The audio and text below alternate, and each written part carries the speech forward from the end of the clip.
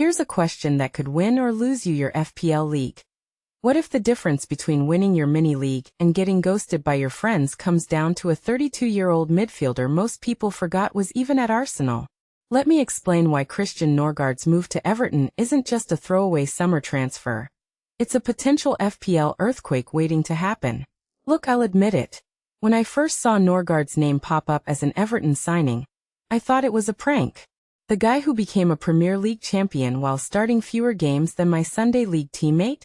But then I dug into the numbers, and suddenly this looks less like a nostalgia signing, and more like David Moyes quietly handing us a cheat code.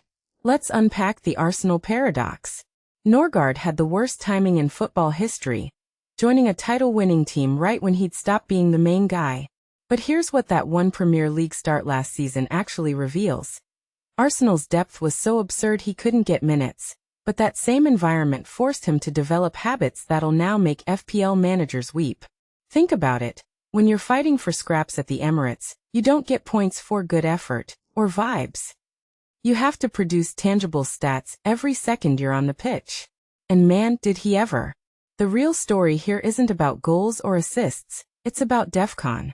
If you're still treating defensive contributions like an afterthought in FPL, Norgaard's career is about to school you. This guy averaged more defensive actions per 90 last season than Declan Rice's Instagram likes. We're talking 14.59 kbert.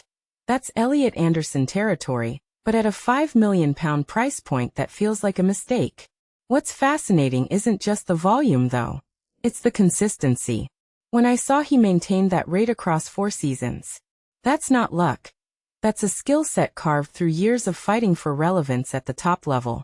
But wait, here's where Moyes' chess move gets interesting. Everton's midfield isn't exactly packed with DEFCON monsters. Yeah, there's Hackney and Iroegbianum, but neither of them sniffed Norgaard's 2024-25 numbers. And let's not forget Moyes' well-documented love affair with battle-tested veterans.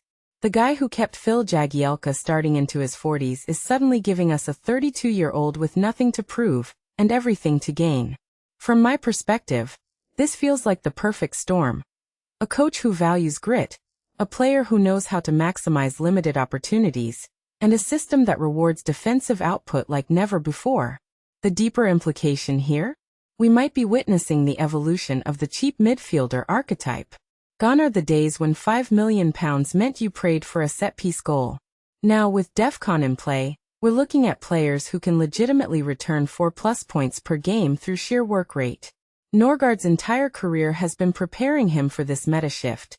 While others were chasing glory at bigger clubs, he was racking up blocks and interceptions like it was a video game. And let's be real. If he gets those first 6 games Moyes often gives new signings, we're talking free bench boost points with a side of future transfers. I keep coming back to this question. How did we get so lucky? A player who was basically invisible at Arsenal suddenly becomes a spotlight candidate at Goodison Park. Maybe it's the football gods balancing the universe. You suffer through Norgaard's 34-minute cameo season at the Emirates, and they reward you with a potential top 5 midfielder at a bargain bin price. Personally, I see this as the ultimate FPL gamble.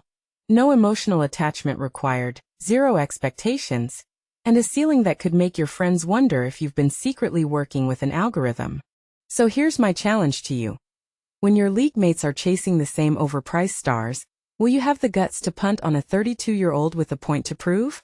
Because in a game where milliseconds matter, sometimes the best opportunities come from the most unexpected places. And if Norgaard bombs out, well, at least you didn't miss out on another Sulla stat line. But if it clicks, welcome to the top 10%.